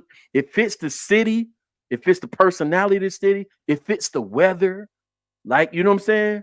Mm-hmm. Like Harbaugh's style of ball fits. You know what I'm saying? I think he can do a little bit more with the quarterback. You know what I'm saying? Yeah. But, I don't know. It's one of those things, right? I think here's my I'm gonna give you my drawbacks with Harbaugh, even though I do like I like Harbaugh and I like the idea of him being here. But here's I got a couple of things that I need to put out there openly. Well, number one, I'm tired of recycling coaches. Yeah. I just want to see younger, fresher guys get more opportunities. Guys that like DeMeco Ryans, I watched him over when he was in Frisco, and I said, man, if he ever gets an opportunity to get a job somewhere, man, that team is going to follow him like he's the Pied Piper. Yeah. Because you see his energy on the sidelines and how his team fed off of it, man, when he was there, and it translated right there to Houston. Yeah. And he got the right kind of offensive coordinators to facilitate and the quarterback's coach to facilitate what he wanted to do and the style that he wanted to present. He got them there. And it was so good that it was the style of offense that helped protect C.J. Stroud and allowed him to thrive in his rookie season. There's a reason for that. Not that C.J. Stroud is this super ultra, just this unique quarterback. No, they set him up for success in the way that they game plan. And so I think it's all directly related to DeMeco Ryans. I just want to see the Bears, if they make a change, get some young energy in here, somebody that has some juice, because we need that. We just need somebody. I would love to see somebody get. I know Eberflus got his first chance and Getsy got his first chance, and that was an experiment. Right. If we were to change that, not that I'm opposed of Harbaugh. I like Harbaugh, but I do want to see more fresh blood come into the system, man. I'm just tired of the coaching recycling. Here's the thing, right? We probably found our first thing we disagree on, but I want to point something out because I almost missed this, bro. Shout out, hey, Nomad. It might be an omen, bro. I might have to kidnap you from your own show. We just broke a record on Chicago Bears 360, over 30 people in the chat. I've never had more than 30 in the chat. So shout out to y'all, man. Continue to run those likes up. And I haven't even had to ask y'all. It must be the energy we giving off on the show. We just broke a record. And I like breaking records. I like milestones and stuff like that. But we might have just had our first disagreement because this is one of the things that I'm seeing in NFL. And when people joke with me about, coach in the comments, especially or on Twitter, Coach T, coach in the league, you need to coach our team. Bro, the NFL has a coaching crisis going on right now. And I think it's due to the vacuum, the coaching vacuum they created a few years ago with going with young coordinators and dual responsibility coaches, right? So you have a head coach that's also an offensive coordinator. And then we started this whole young hipster movement with coaching. I think the Bears need to do the polar opposite, and we've actually started to do that with Phil Snow. If Phil Snow's hands on this defense as much as we think it is, he's probably, if Eberflus stays, he's probably going to get the DC job next year. But I said this weeks ago. I believe instead of going young coordinators, we need to find veteran coordinators who've had an opportunity to have head coaching jobs already. They've got a taste of it. They know what it's like. They probably weren't so great at it, but they're better coordinators. Is what we call in corporate or in project management. We call the halo effect, right? The halo effect says this: because you're technically proficient at something, then it makes you a great leader of people, and that's a problem in the NFL. The NFL has a halo effect problem. Just because you're a good software developer doesn't mean, and it's probably the greatest example, because if any of y'all ever met software developers, they are a unique personality type of people. And they usually work well with computers and tools and stuff, but they don't have great, what we call soft skills, meaning they don't have great people skills. And a lot of times what we do with technically proficient people is we say, hey, you're the best developer we have. Let me take you from what you do great at, and let's move you to where you're supposed to have leadership skills and soft skills. You got to be able to relate to people. You got to be able to communicate to a vast majority or a wide variety of people, raceness, ethnicities, sexes, cultures, all this other stuff. You got to be able to tap in. And this is one of the unique things that I love about leadership and coaching. You got to be able to tap in and find the you got to be able to find the life analogies. You got to be able to draw on history, draw on music, draw on hip hop culture, draw on TV culture, pop culture, and be able to pull that into the coaching experience. One of the great things that I've seen over the last couple of weeks is watching Mike McDaniels on Hard Knocks, right? Watch how he speaks to his players. It's always from a place of authenticity and integrity. Like, hey guys, we got Hard Knocks here. They here. Y'all gonna see cameras around. It's gonna suck. It's going to suck. They're going to be here. This is what we do in the NFL. This is part of the NFL experience. It's going to suck. But guess what? We're not running from it. We're not running from any of it. We're going to embrace it. We're going to do like it. We're going to do it like we do everything else. We're going to punch it in the damn mouth. We're going to master it, and we're going to make it work for our benefit. Those type of communication skills, like all that is part of coaching. And going back to our point, I feel like if he gets him some veteran coaches, Harbaugh, Roman, defensive court. Think about people like your boy who left here at Chicago as defensive court, Vic Fangio. I was happy to see Vic Fangio get a head coaching opportunity, but I already knew. I'm like, Vic, bro, stay up there in that booth, bro. It's certain people that shouldn't be head coach, like your boy Josh McDaniels. Josh, stay a coordinator, bro. You be a great coordinator because you need, but your ability to relate to people and how you speak to people. Right. And that's that's why Bill ain't billing no more. Bill got away with that because Tom was there and Bill was winning. The moment you start losing, the players don't want to hear that. Like, I can't wear my hair like this, or I can't, you know what I'm saying? Like the little stupid rules sometimes coaches put in that have nothing to do with football. They take all the fun out of it. You know what I'm saying? Coach, So I don't disagree with you. Matter of fact, I agree with you more than I disagree with you. I think what I just said. I was just trying to have some fun with the tape. No. Go ahead. You was right. I think your way of thinking is exactly right for the Bears. Right. I was speaking on football in general, a broader sense. Yeah. The fact that we need new energy, new blood into the coaching carousel, man. We just do. Yeah. But however, for the Bears, I don't think young coaches or new coaches is a bad idea. Yeah. And we talked about this on the network. My producer Chris Washington asked me a couple of months ago, what should we do? We were losing and looking terrible. I said, I think they need to bring in some senior consultants. Yeah. And then right after that show, they hired Phil Snow.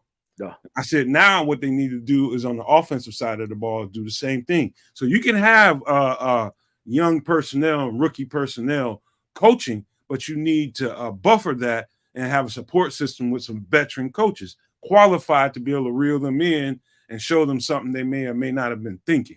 Wow. So that's how I feel about this dynamic here. You know, we can benefit from some veteran leadership both on the offensive. We got it on the defensive side of the ball. Absolutely. I mentioned Matt Eberflus calling up his old boss and Frank Reich and saying, hey, listen, because what they really did with this staff, man, they kind of insulated themselves by they had Eberflus and, you know, had young Getsy, Allen Williams, and a bunch of guys underneath them that were specialists at position coaches, but guys not so well versed that they could overtake the offensive coordinator or they could compete with the offensive and defensive coordinator. Like people throw around throwing Janaco out there to, you know, when they fire Luke Getsy and, you know, Simo or Tyke. And I'm like, I've never heard, and I know I'm not the end all be all for coaching, but I've never heard those guys' names mentioned in possible candidates for OCs, right? But like you said, you know what I'm saying? You want to, if they don't want to get rid of, God forbid, I know I'm gonna have heartburn with this.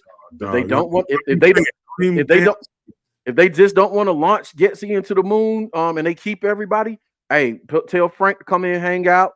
You know what I'm saying? Because here's the thing, this is a real thing.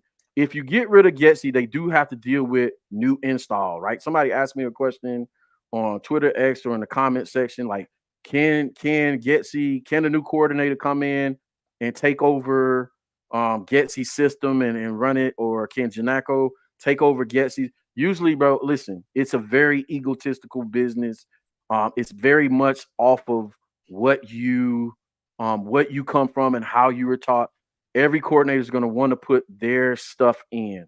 They're going to want to put their language in, their checks in, because it's the history of what they know. What could happen, and it's a very big stretch. Like this is more than likely never to happen than it is he could bring Frank in and oversee as a senior assistant and work with Getsy just so he can to protect Justin and to prevent the organization from having to do an entire offensive reset. He can have Frank come in long enough to learn Getsy's language and do a transition of the offense, like a soft handoff, where he takes it off from a point, right? And the point where he takes it over, it might struggle for a little bit, and then he starts, you know what I'm saying? Instead of doing a hard stop, take over, reteach everything, it could happen as a unique situation of what we got going on. But I know for a fact, bro, I'm not taking over no cat stuff. You know what I'm saying? You're gonna have to pay me real good, because guess what? My name gets attached to whatever I take over. And usually that learning period, them are L's. Them L's. Coach, you can this was one bright side. This is one way of thinking about it. This is the bright side of it. It's a West Coast offense. Yeah. And in this league, 85 to 90% of the teams run a West Coast variation of it. Yeah. Some kind of variation of the same scheme. And so the core concepts don't change. It's how you apply them. And that's the best part about it is the talent pool is so big out there as far as the coaching. They're doing it in college. They're doing it everywhere. It's not, I wouldn't say it's easy to find someone to put in place a Getsy, because like you said, someone's going to come in there with their own mind and their own way of thinking, and the new installs are going to happen. But if it's coming from the same concept, I think the learning curve is just no, that's a great point. Here's the other part. I'm giving Luke too much credit. I'm speaking as if Luke has some advanced concepts that somebody like Frank Reich or another senior assistant couldn't come up and pick up right away and say, oh, he's calling this that. He's calling this that. You know what I'm saying? He's calling this that. You know what I'm saying? Boom. This is just creative thinking. If you think about protecting Justin and not really having to make him learn, what would this be, the third system? All my 3-year guy, he's in year 3. People out there, you let me know what year he's in, because y'all have mastered that take to death. Y'all killed us with it's year 3. He's been on, this is third coordinator. If you count Nagy, yes, Laser, Getsy, 3 coordinators in 3 years, right? Somebody tried to convince me that Matt Nagy doesn't count as an offensive coordinator. Bro, y'all got to do better. All right, so we talked about the GM. We talked about the head coach. We talked about Justin. We working our way down. We talked about the coordinator. We talked about the non-defensive coordinator. Let's get into a little bit, you know what I'm saying, Sunday, and really, you know, what you're expecting from Sunday, and really more or less on the defensive side. What are you really? Let's get into the rest of the schedule all together, right? What do we, you know what I'm saying? Because I seen the tweets out there. We're in the hunt. I can't get with it, bro. It's hard for, bro. It's hard. The competitive side of me is hard for me to get excited, but at 4-8, we in the hunt. That is probably the saddest indictment on Bears fandom to get it. I know it's probably tongue in cheek, but my God, people, like, are we that desperate, man?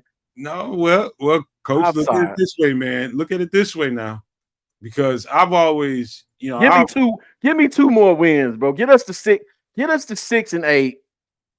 See now, look at it this way. Try to look at it this way. I always judge, you know, people used to come to me because I don't really gamble on sports, really, because that almost made that made me lose my love for the sport, fooling around with fantasy, man. I almost lost my love for it. I don't do fantasy football either. Man, I ran away from it because I almost lost my love for the game, enjoying watching a game, a competition, worrying about a box score.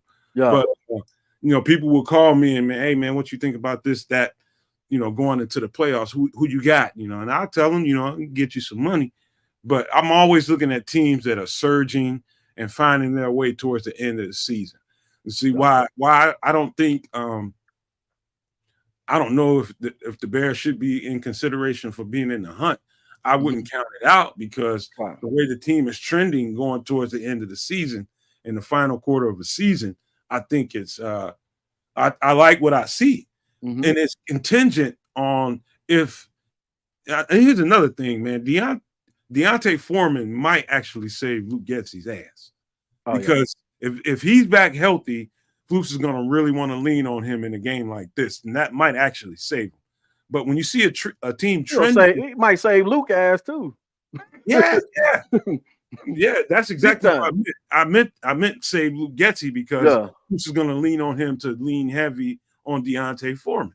Right. In a game like that, this is the perfect kind of back for that kind of weather. Right. But, you know, watch a team trending towards the playoffs. Some teams have phenomenal records coming out, like Detroit, and then they trend and start tailing off towards the end. Right. And I look at this team as just now really finding themselves, getting healthy, and really getting stuff starting to click for them. And I see a team like this that can go in and put some lumps on some teams' heads, man, that really think less of the Chicago Bears. So it wouldn't surprise me if they won several games going into the end of the season and actually ended up in the playoff hunt. I think is less than likely. But when I see the trends, I look at the trends and the trends only. This is a team that's surging, man. I get it. Like if I'm in the locker room, if I'm the head coach or a position coach, absolutely. We in the hunt, guys. You know what I'm saying? Lean in. Let's just give me one. Let's get one. Let's get this next one, and we'll talk about it afterward, right? And putting all kind of incentives out there for you to get it done.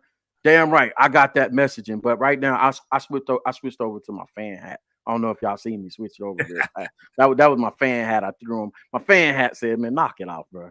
Like the fans, you know what I'm saying? We like celebrate. Come on, man. Now give me two more. Give me the 6-8. You know what I'm saying? I'm talking about the fans. We get to 6-8. We can talk. We can get busy. You know what I'm saying? And I can never clear the hurdle in my head about Luke Getsy. But you make a great point, Nomad, that I didn't think about. Deontay Foreman come back. Maybe it's another thing. See, it's like this, man. With Luke has to have optimal personnel to do what we do some of the fundamental stuff. Like I can get in my stuff, I can get in my stuff no matter who I got on my roster, right? If it's something that's a fundamental concept of mine that I've installed, it needs to be personnel agnostic, right? I can get into my stuff. I don't care. Like, you know what I'm saying? You know, Berlissimo probably going to identify what I say right here, right? If I have power gap concepts installed or zone concepts installed, I don't have to have a running back to run those concepts. Meaning it doesn't have to, those are blocking schemes primarily. And if I have to use a wide receiver, or this is what This is what essentially what San Francisco does, right? Yeah, Velus Jones. Great point. Running backs are wide receivers. Wide receivers are running backs. Everybody's a running back on that football team. Everybody, except for the offensive line. If you're not an offensive lineman, you can tote this rock. So I can get in my stuff. It don't matter who the personnel are. I can get in my stuff regardless. Oh, we don't have Foreman today. We gonna still run power. We still gonna run power, right? Guess what? I'm a run power from a jet position. I'm gonna run it from the jet motion. I'm gonna get into my stuff regardless, right? And that's what Getsy doesn't do a lot of. So Foreman might assist him on this. Foreman might, like you said, Foreman might toss him a life raft on this one. But if I'm a bet man, like me and Steve-O sat there prior to the last week game to the Minnesota Vikings game, and we was like, man, the first formation, we sit here tweeting. We was like, oh, here this motherfucker go, bro. Here he go again. Like here he go with this bullshit. You know what I'm saying? It's like that drunk uncle. You know what I'm saying? Shout out all drunk uncles. Like that drunk uncle, you just start talking, you be like, oh, either I need to leave, I'm gonna have to fight this. You know what I'm saying? That's Luke, man. Luke is our drunk uncle of the century on this show. My God, bro, that dude dropped. Why? It's because he like how you get like you put Velus Jones. Velus Jones has no rhythm in the game. He's out there blocking whenever you put him in there on the offense.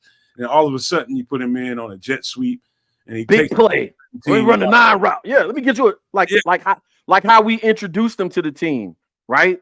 He was a kick returner. We introduced him to the team and we put him high pressure rookie. Oh, let me throw you out here in a punch and do something you never done on a consistent basis before, right? That's not good coaching. That is not coaching. That's terrible. In fact, you put him back there on a toss sweep and he rips off another 18 to 20 yards and you quit doing it.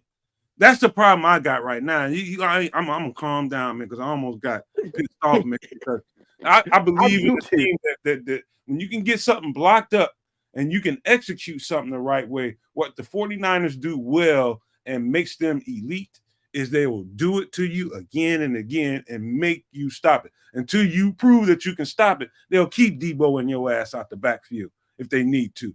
That's what Getsy doesn't have the sense to keep doing something that works. So how you expecting the offense to perform, defense perform, and we gonna get you out of here. By the way, as a guest on the show, I always invite. So you think about this while you're talking as well. I didn't warn you ahead of time because I don't want you to have too much time to prepare. But you all guests get to give out the Drunk Uncle Award for the show. So you'll be able to, get that word out after your takes on the offense and defense. Go ahead and give out the Drunk Uncle Award. But let me set it up first, because I got to do my little cute music and all that stuff. Let me think about it. I think you want me to give it out now? No. Let's set it up. But give me your take on offense and defensive performance. Maybe a score prediction for this Sunday, and we can give out the Drunk Uncle Award after I do the clip. I do the little intro for it. Okay.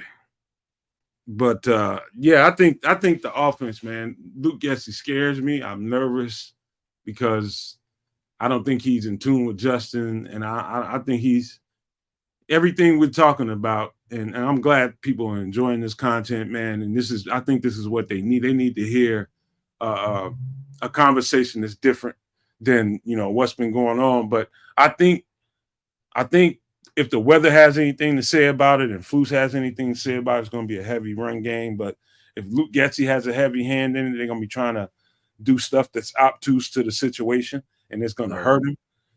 Where I feel strong at, of course, is on the defensive side of the ball, because we should. I think Jared Goff has proven, and we've proven, I think we put the formula out there and the blueprint out there to get him off a platform. You got him off a platform and got him moving. You got yourself an opportunity. He can't throw off a platform. He can't really throw on the move. And you touch him up a little bit and get him a little nervous back there, you're going to put yourself in a position to have some opportunities when he does throw that ball, because the defense is speeding up offenses a whole lot more trending since we got Montez Sweat. You've seen, since he's gotten here, you've seen Justin Jones. You've seen Dexter. They really are starting to turn it on, man, and really getting pressure. Man, it's just wonderful to watch this team surge on defense the way it is. So I don't think anything changes about that. I think they put the stamp down on defense as far as the run game and force Detroit to throw the ball. And I think there's going to be some opportunities. That's if the Bears do the right thing on offense and put the ball in the end zone on the ground and keep it real simple and just do what they need to do that way.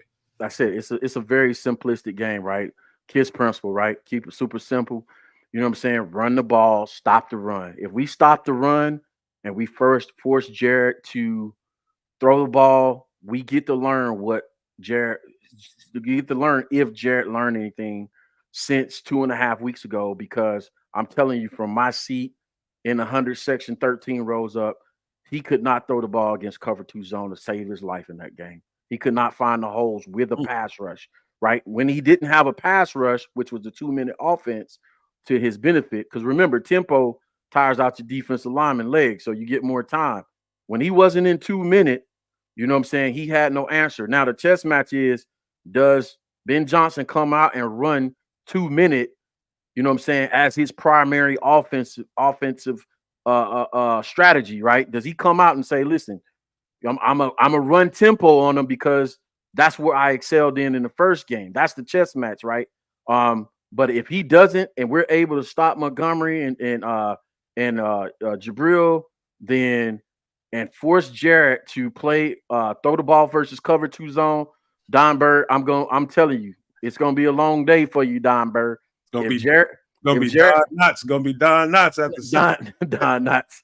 Yeah, if he has to throw the ball against cover 2 zones and 3rd and long and all that other stuff, he just simply didn't have. Now he's had 2.5 weeks to figure it out. If he's figured it out, then we're gonna see what that was. But if I'm Ben Johnson and we struggle with 2-minute defense the way we did, I'm gonna test you with that first. We coming out tempo. I'm not even giving you a break. First drive tempo.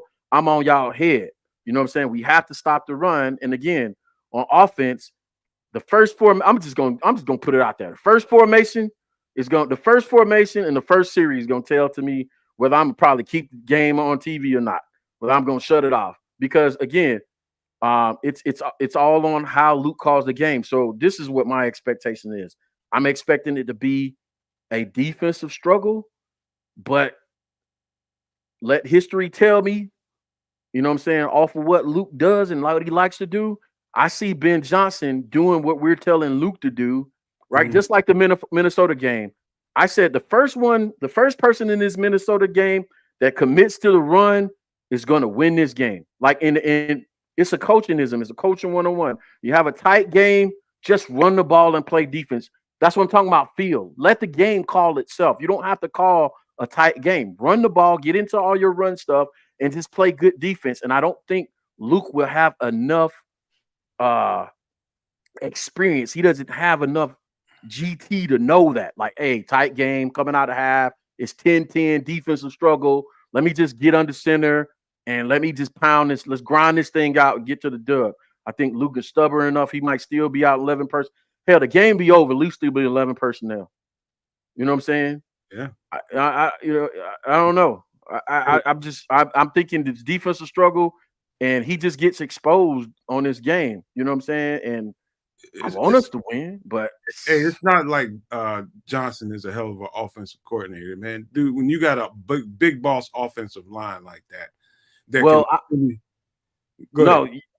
make a great point. Sorry to cut you off. And I said this to Don Bird after he was missing for a couple weeks after we played Detroit.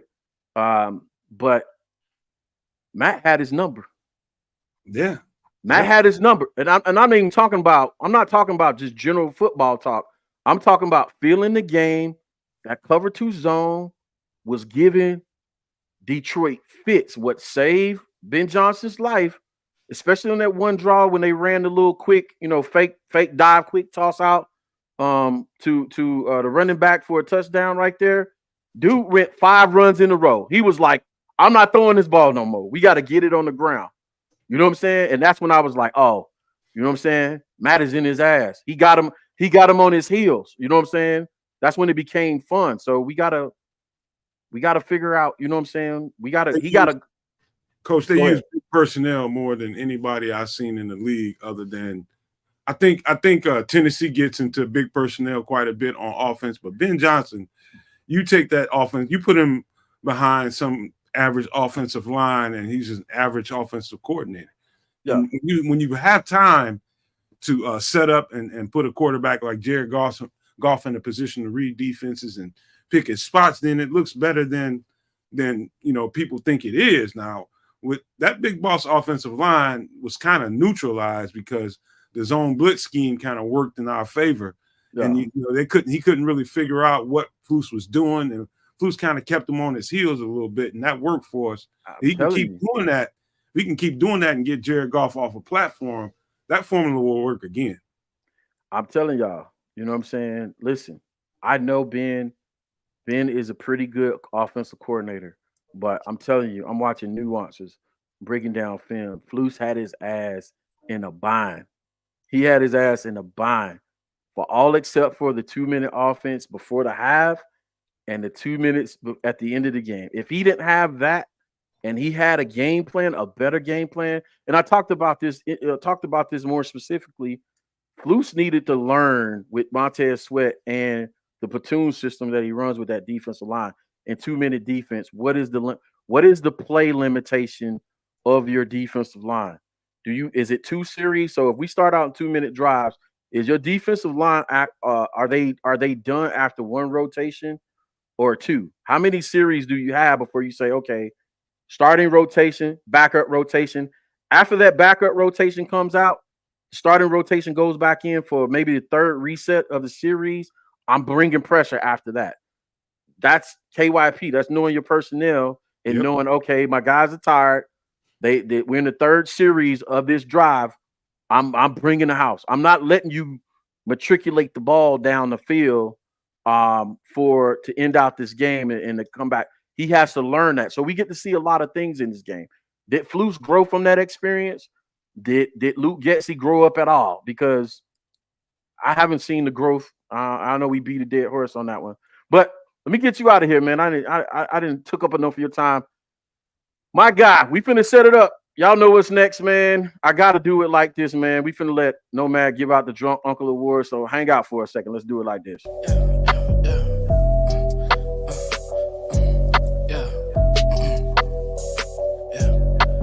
Anything is possible, got feelings in my cup. I see everything in double, got 2 blunts, I'm rolling up. I've been walking in a circle, no expression, now I'm stuck. 30 for the client calls like Giannis chasing bucks. Hey, Nomad, that's my son, man. G don't crash on YouTube. G don't crash. One word. G don't crash. Just a reminder to himself. Doing his thing out there, man. Man. Shout out to you, baby, man. Hey, listen, I don't have to pay for intro music. I don't have to pay for clip music because I pay for studio time. What you got for us, Nomad? Hey, let us know who your drunk uncle is for the week, man. Man, I got to give it. And the only reason I'm going to give it to him, well, he deserves it because he just damn deserve it. But I got a lot of people getting. A lot of people. It could be a Bears DIY. It could be a media person. It could be. Oh, it's too many. It's too many to count, man. We'll be on here for the next 30, 45 minutes. But I'm gonna circle one person, and it's because I got so many. A lot of people will say something to me right there in front of everybody on Twitter. Everybody can see. Then a whole bunch of other people will say stuff to me in their DMs because they don't want to say it out loud, and they just want to know what I think about it. Yeah. And David Kaplan, man, you drunk mother something. You know what, man? Stop listening to guys, man. More about what the Bears gonna do than you do. So right. Just when you see that kind of stuff, y'all got to learn, man. Be careful who you go. I don't spend too much time on these different platforms, man, because I don't have time, right? Like that, man. But I'm not gonna waste an hour and a half of my day, 2 hours listening to people that don't know more than I do. Right. I don't come to people's platform to be entertained. Right. I want to watch Coach T because he's an offensive mind versus my defensive mind, and I like his takes. Right. And he knows what the hell he's talking about. Y'all want to sit there and listen to David Kaplan like what he has to say verbatim is what the Bears are gonna do. What the hell's wrong with y'all, man? Cut that shit off and use your head, man. He knows no more than you do. This is funny to me, man. Nomad with the drunk uncle of the show award, because we're gonna do another drunk uncle on Thursday. But this is funny to me, being because listen, I don't know when it was, probably last year sometime. Me and Cap might have had an exchange last year sometime or whatever, man. And I just took a left turn, man, because for whatever reason, bro, I really don't be caring. First of all, you know what I'm saying? I didn't know who most of these people were. I still don't know the radio. I can't remember the radio people name to save my life. Only person I really I remember, that's because we have a you know what I'm saying, a show relationship. I remember Biggs, not Briggs, Bragsy. I remember Bragsy from CHDO because we have a relationship, be a friend of the show. But I don't, you know what I'm saying? Like, I don't know these dudes like that, man. And you know what I'm saying? Here's the thing, bro. Just like everything else with Chicago, you know what I'm saying? This Bears DIY, the Bears media thing is it's a lot institutionalized, man. So we got the. Now, here's the funny part about it. The reason why I named the segment Drunk Uncles, because I'm like, I had to come up with something, because when I first started this thing, I'm like, bro, these dudes sound like a bunch of drunk uncles, but they just be saying whatever from the Bears beat room. Shout out to the Bears beat room, especially shout out to my boy Herb Howard. I forget who the young lady is in the room. They be having good football questions. And I'm like, bro, it's some good ones out there now. It's some good ones out there. And I'll give us a special shout out to Herb, Alex Shapiro. Like Ken Davis. I'm like, Ken's my guy, man. He be getting stuff wrong in the mother, but that's my guy. Ken Davis. Ken Davis. I got a couple more. My boy, Ken. Somebody's trying to link me and Ken up the other day. They was like, hey, I'm trying to get you on the show with Ken. But shout out to Ken too. Hey, I'm just telling you right now, you're gonna have to karate chop him. I'm just gonna tell you right now, he's gonna come up with some wild takes. But Braggs is my guy, man. I'll say this specifically because when we gave birth to the Nomad Network, and I need to reach out to some people to get ourselves on the right track, get our stuff off to the right, you know, get it off to the right tempo. Yeah, he was one of the first people I reached out to, and he was wide open for me, and he's been that way. Yeah. So, and every time I reach out to him, he's the same. And so I'll give a super shout out to Greg Bragg for being the guy that he is. For I mean, he didn't have to do that, and I respect him for it. No, we didn't talk about this subject ahead of time, and I had the same experience with Greg Braggsy, man. Matter of fact, he's supposed to be on the show either Thursday or sometime early next week, but he's supposed to be on the show. We usually do it at least once a season. But he's been like a mentor of mine and kind of helped figuring out this Bears DIY media thing too, because understanding how I want to go with it, because I have so much accessible to me, right?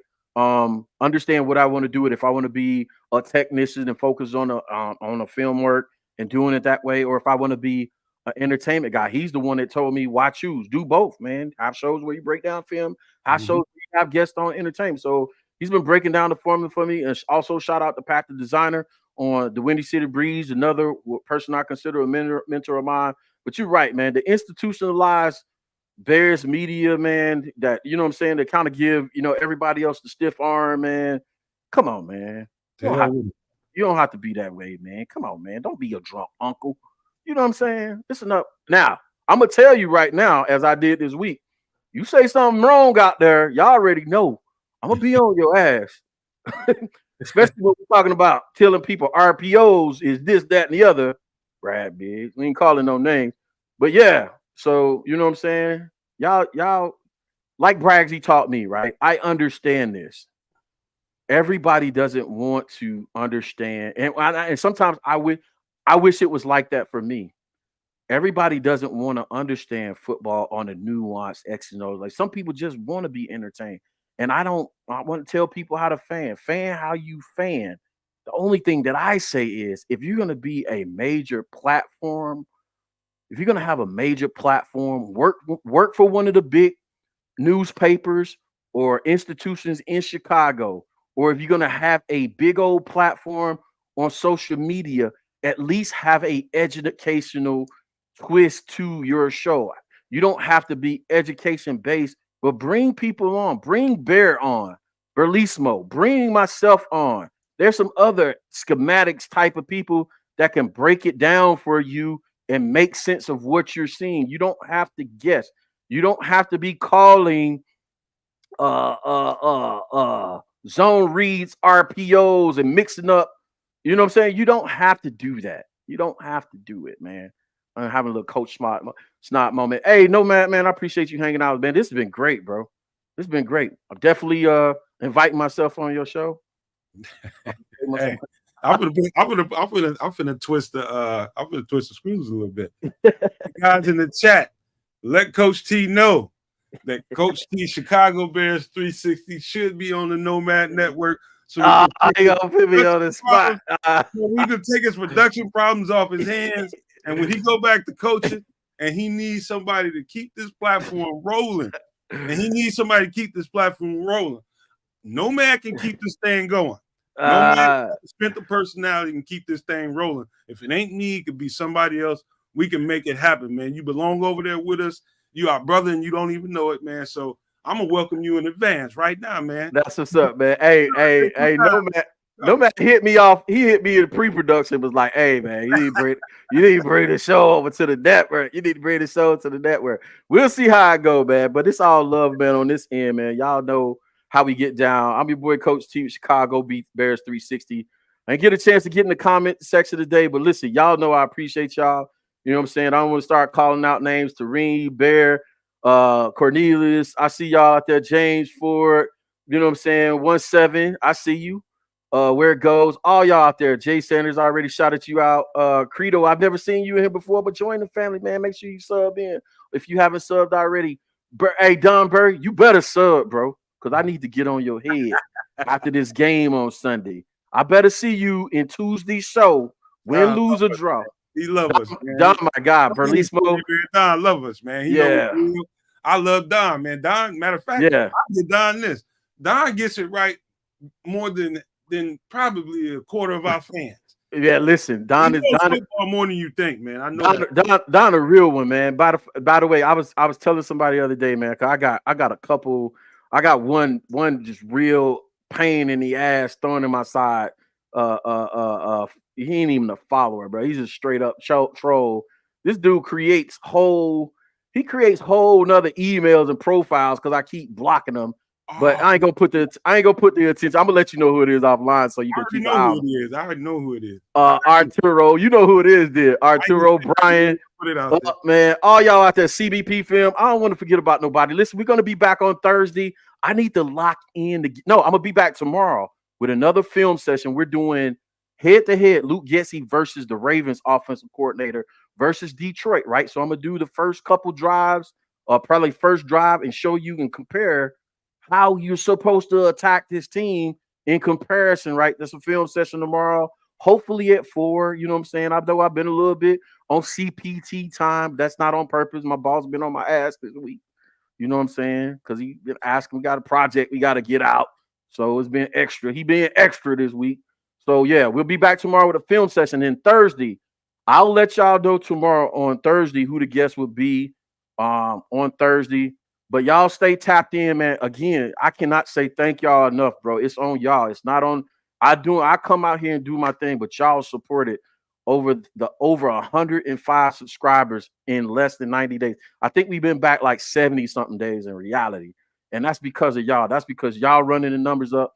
I'm just out here having fun, man. So that's a shout out to y'all. That's, you know what I'm saying, Chicago Bears Nation. That's Chicago Bears 360 Nation. That's Field Soldiers. That's the Nomads of the world. That's the Bears Media companies of the world. All y'all to make this happen. So shout out to y'all. Thank y'all so much. For Chicago Bears 360, I'm Coach T. That's Nomad. And it's always, listen, check this out. Bears up and bear down. I'll check y'all next time, man. We'll get into it. Peace.